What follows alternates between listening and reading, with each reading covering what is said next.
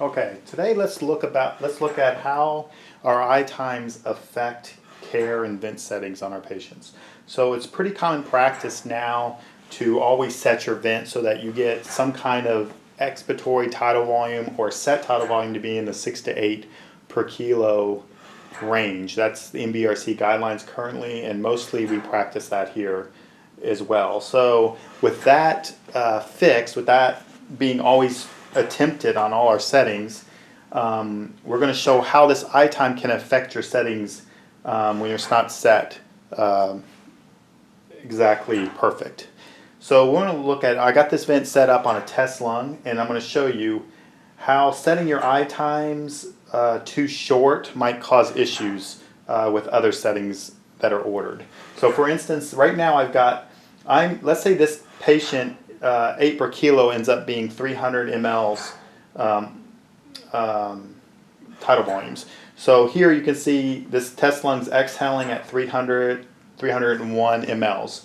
And the settings are 34 of PIP over a PEEP of 5 or it's rated 18.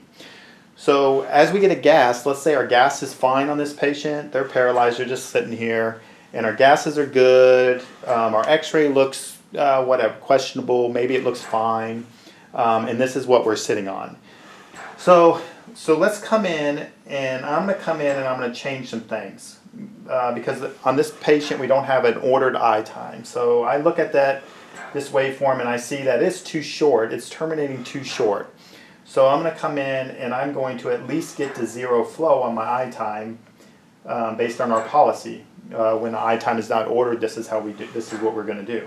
So I'm going to go in here and I'm going to change it. And let's say I change it, let's say I guess at 0.9 seconds, I'm going to see how my waveform ends up. So now I'm still ventilating at 33 over 5, and now with a eye time change to 0.9, my volume is well over the 8 per kilo, the 300 we were targeting before. Now it's 590, right? So I'm still not at zero flow.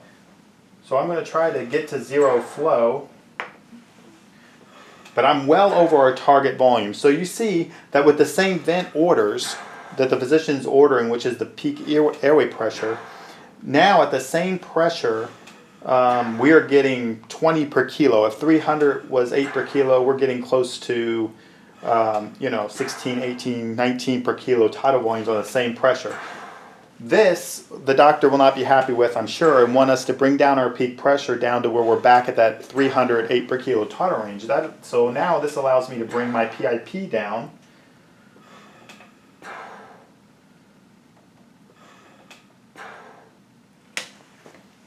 to, let's say, 24. So now our peak airway pressure is 24, and our expiratory tidal volume is 331, 329. So still not quite at the 300 target. So we'll bring it down a little bit further.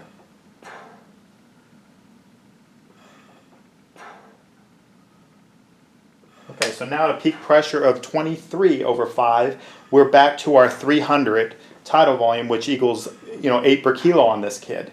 So this was all attributed to an eye time not being set long enough for the lung to expand globally. We were basically cramming 300 cc's of tidal volume into, say, whatever, half of the available lung volume because we didn't have an eye time long enough. So this patient could have very well went on without us noticing that for some amount of time, getting a peak pressure of 34 when they only really required 23. And it would all have been tied to our eye time being set based on a time frame instead of the flow curve, the flow waveform itself. So this is the reason why it's very important to either set your eye time to zero flow or consult a physician for an eye time order so they can make those decisions.